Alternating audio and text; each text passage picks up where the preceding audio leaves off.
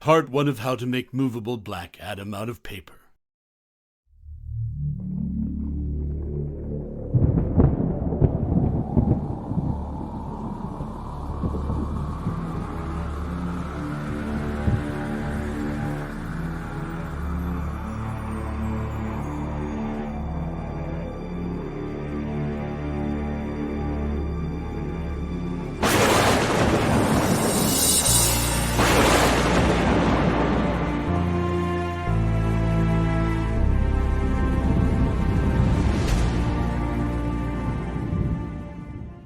Everything moves, even the fingers. To make my paper art, all you need is 4 things. The first being paper, of course. Then, all you need is... That's right, that's all you need. Now let's get started. When starting off, I start with the hands and the head. This helps me proportion the rest of the body. They also usually require the most detail to make. Motion of fingers. The hardest part of making these movable figures is finger dexterity. From the tip of the fingers to the wrist requires 17 moving parts that all have to fit in a 1-inch space when the hand is extended, and half of that when the hand is making a fist. As you can see, each finger can move on its own. The fingers can also spread or make a fist. To make the fingers, first you have to fold a piece of paper in half and glue it together and let it dry. The paper has to harden before you can do anything. Then, you should roll and glue a tiny cylinder that you can cut into tiny sections that will operate as the rotator mount for the moving parts of the fingers. After they dry, glue each one-section cylinder at the end of 2 rectangular cutout pieces of hardened paper, so that it looks like this. After you repeat this process on the opposite end of the parallel pieces of hardened rectangular paper, wrap a slightly thinner piece of hardened paper around the rotator mount. Be careful not to get any glue on where the mount and the thin hardened paper meet. Then, you want to make 8 more rotator mounts that will fit perpendicular at the end of each finger and connect accordingly. Loop a slightly thinner piece of paper around the rotator mount tightly. Repeat that process for each finger. Glue each finger side by side at those mounts. Be careful not to get glue on where the looped piece of paper and the mount meet. When the glue dries, the fingers should spread like this. When you're done, use the method that you used to make the fingers and apply it to making and connecting the thumb. Cut each finger at the tip to proportion each finger accordingly. Lastly, you will skin and sculpt the hand to your liking. This is the point where your individual expression comes into play and you can detail it the way you want to. There are many ways to make the head. It is important to use the hands as a reference for proportioning the head or vice versa. The head and neck will have 5 basic moving parts. These are the neck rotator for left and right movement, the neck swivel for up and down movement, the mandible rotator for the opening and closing of the mouth, and 2 eyelid sleeves for opening and closing eyelids. LED lights are optional if your character has illuminated eyes.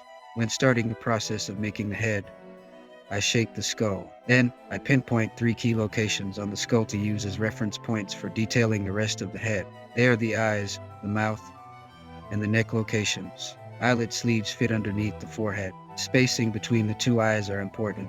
This will compromise the overall look of the character. The eyelids are 2 hardened pieces of rectangular paper that fit into the sleeves embedded in the forehead.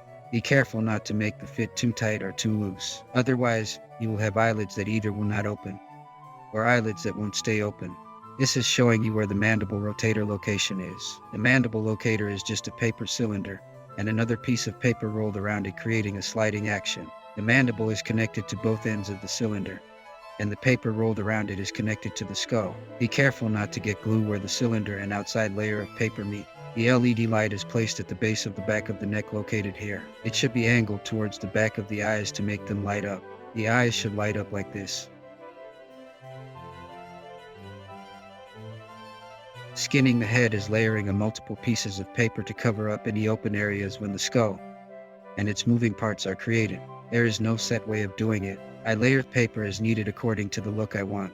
Then I detail the skinned head by adding the definable features that pertain to this character. For instance, Black Adam's defined chin or the shape of his eyes. While I add these definable features, I can mount the neck right under the LED light housing. The basic neck consists of 2 moving parts, the neck swivel and the neck rotator. The swivel is for up and down head movement, while the rotator is for left and right movement. Once I finish skinning and detailing Black Adam's features and mounting the neck, my head looks like this. This section describes the fundamentals of hip to thigh and torso movement. The hip to thigh movement consists of three moving parts. The first are the joints directly connected to the thighs. These two joints are called the hip swivel joints. They are responsible for spreading the legs apart and closing them together. They are made by connecting a cylinder to the end of two parallel rectangular pieces of hardened paper. These two pieces of paper act as the upper thigh portion of the leg. Then, wrap another slightly thinner piece of rectangular paper around the cylinder and glue it. It should create a sliding motion between the cylinder and the piece of paper wrapped around it. Then, connect both hip swivel joints to the opposite ends of the third moving part known as the hip rotator. The hip rotator is a cylinder that has a piece of rectangular paper wrapped around it, creating a sliding motion. The cylinder is connected to the hip swivel joints, and the paper around it is connected to the inner part of the hip. The hip rotator will be hidden from view. The hip rotator is responsible for moving the legs in an upward and downward motion. It is the difference between Black Adam sitting and standing. Torso movement is governed by two fundamental moving parts, the torso swivel and the torso rotator. The torso swivel is responsible for bending the torso forwards and backwards, while the torso rotator is responsible for twisting left and right at the waist. This is how I make Black Adam's lightning bolt in his chest light up. I cut out a lightning bolt shape in the middle of his chest. Then, I covered the lightning bolt with yellow cellophane. Next, I layer reflective paper in the hollow parts of the chest and covered three sides, the two sides and the back. Lastly, I mounted an LED light in the small of his back and angle it slightly upwards. These are a few shots of the lightning bolt glowing after the aforementioned steps are taken. One in regular light, one in dim light, and one in the dark. My shoulder design partly differs from others that I have seen. It offers extra flexibility and poses by allowing Black Adam the ability to stick his chest out and cross his arms. The two motions are demonstrated here. To do this, it requires three cylinders for each shoulder. Two of the cylinders will be glued perpendicular to each other. The third cylinder will fit inside of the cylinder marked shoulder. The longer cylinder will fit inside the chest, and the unused cylinder will fit in the shoulder. The circling arrows represent the motion that this design will have. These three frames show the movements of the shoulders, the mouth opening and closing, and the eyelids going up and down. Sculpting the ears, the neck, and the hairline can be done as you move from working on the skeleton to sculpting the outer part of Black Adam. These are the details that require your own self-expression. This is the part of the art form that will make your creation one of a kind.